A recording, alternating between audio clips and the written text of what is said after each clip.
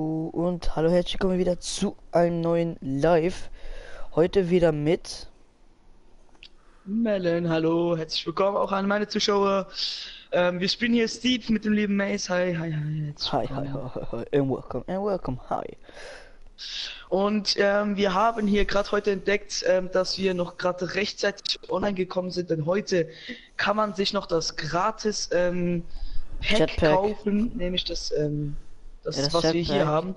Und ich würde sagen, wir fliegen mal zum anderen Berg, da hinten, Wo? und stürzen da einfach mal rein, damit wir mal sehen können, wie geil das eigentlich ist.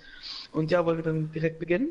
Okay, 3, 2, 1, go. Oh, fuck you. Ja, Und moin. so, also hier Zwei könnt ihr durch die Zuschauer. Gegend Hallo. fliegen, wie ihr wollt.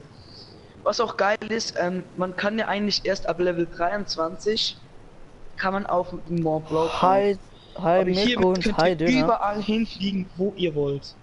Das ist so mega geil. Ich habe einfach sofort zwei Zuschauer bekommen. Jo, Döner, herzlich willkommen. Und wenn Ja, der ihr war auch gerade bei mit mir. R1 gibt's hier sogar einen Mega Boost. Ja, ich flieg ja gerade richtig, ne? Ich auch. Nee, ich Das frag Dumme ist dich. einfach, ihr berührt mit diesem Teil Hä? einmal den Boden oder irgendetwas und seid ihr Hä? direkt weg vom Fenster. Das kann ich Hä? euch garantieren.